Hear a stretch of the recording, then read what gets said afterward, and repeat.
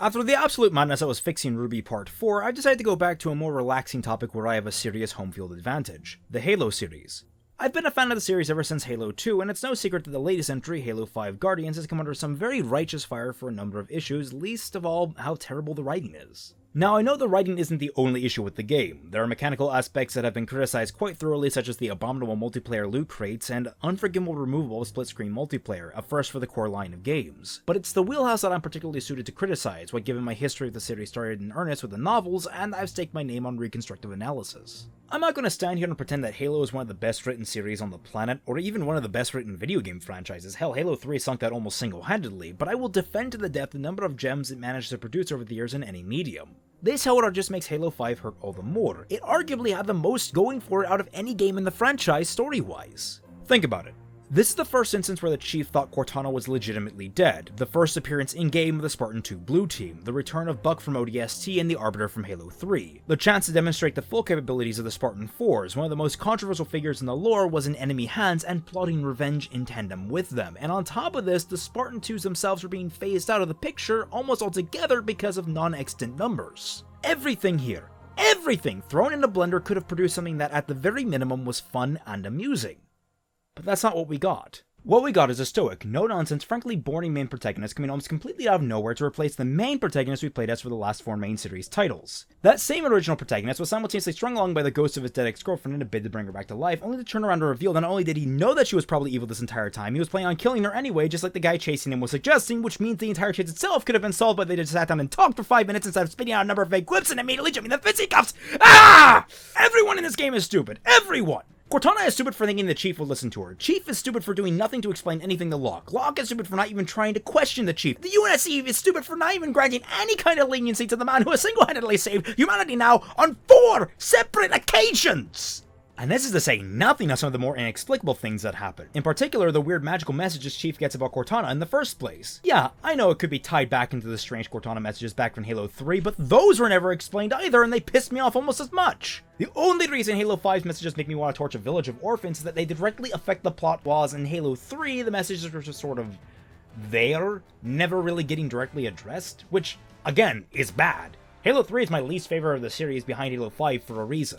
Also inexplicable is Locke's ability to stand up to the Master Chief in a one-on-one fight. Now, I'm not going to boil this down to the Chief having been the main protagonist for 4 games, I'm just going to lay out their credentials, and you tell me who's going to get absolutely curb-stomped. A naval intelligence egghead with standard Spec Ops training who turned into the physically weaker Spartan 4 in the middle of adulthood, or the man who was literally trained by an assortment of military instructors from the age of 6, genetically enhanced during his adolescence, by the time he was 14, accidentally killed 2 Helljumper Marines and absolutely mauled another 2 while they were supposed to be doing an impromptu sparring match.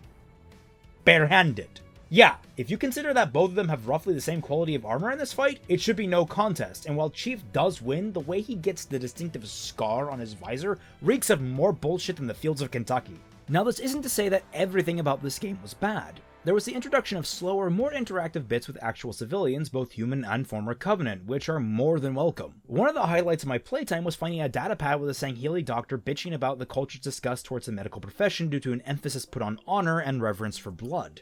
Not to mention, there's the 4-player co-op that has a different, unique character for each player to take control of, a feature that's been dead since Halo 3 and has come back arguably better than ever. It's still awful, mind you, since it does nothing to actually explore the characters in any significant way beyond minor gameplay buffs, but the fact that the characters actually had presence in the cutscenes and actually goddamn spoke was a marked improvement over the stoic elites Bungie threw at us back in the mechanic's first outing. Still, with the lazy, boring presentation of Blue Team and Fireteam Osiris, I can easily see the feature being cut from future games, and I can't help but feel disheartened by that prospect. I only hope that one day we get a Halo game that finally manages to capture what it really feels like to be a part of a proper Spartan team.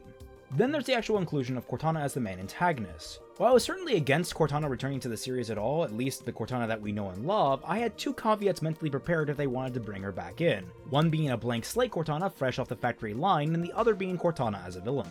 While I'm disappointed they didn't go to the factory reset route, making Cortana this almost siren-like antagonist, constantly beckoning John to join her is frankly a haunting way of reintegrating her into the story. Hell, I'll even give it props for instigating a rise up among the other AI. I know a lot of people hated the created threat that Halo 5 introduced, but it's a threat that's been a long time coming if you paid attention to Cortana's story arc throughout the series, both in the games and in the books. Anyone else remember Kalmia? Cortana's sister from Halo First Strike? No? Just me? Oh, okay then. Still, I like the idea of having a more human enemy to the series, and I think that there's a lot of potential for Cortana to bring that, even if she's fronting it with Forerunner tech. Now, as to the cause of all of Halo 5's flaws, there's rumor that there was a massive rewrite pre-late in development, that initially Chief was genuinely supposed to turn on the UNSC, and Dr. Halsey, not Cortana, would have become the main antagonist as the end of Halo 4's Spartan Ops hinted at. And while I think both would have been cool to see, if it was Microsoft really meddling more to promote Cortana, then I can understand why the change was made. Sometimes you do have to sacrifice your creative designs to please the people clearing the checks, but that doesn't mean you give in wholesale.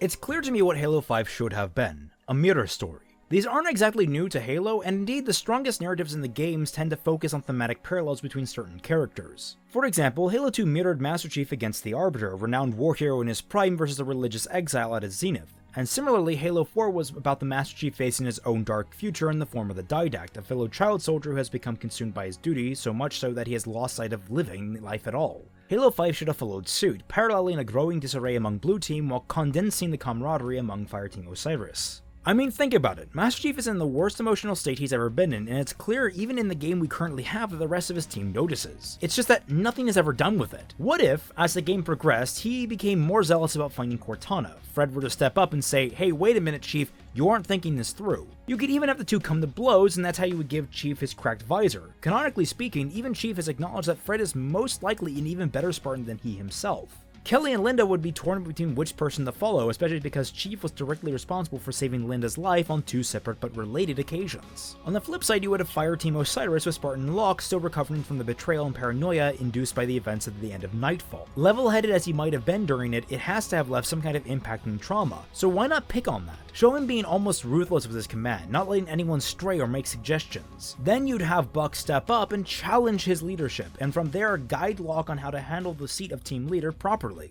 That way Locke would actually have an arc beyond, well, the perfect boring ass pretty boy he already is, turning him from a hard ass into a leader that could listen to his subordinates, like Tanaka and Vale when they have genuinely good suggestions. And so mirroring those two with an equivalent load, we'd see Blue Team operating perfectly until Chief starts to lose faith in his team, himself, and his purpose, and on the flip side we'd see Osiris be an absolute mess but then slowly come to function as a cohesive unit. Take that, create a cat and mouse scenario where they come into conflict at least twice to see the growth and devolution of each team, and make Cortana the catalyst of all this, and you have yourself a compelling narrative with well-defined characters. Splicing cameos from the Arbiter, Halsey, Lasky, Roland, Jewel Madami, and Palmer, and the extended lore nuts can leave happy too.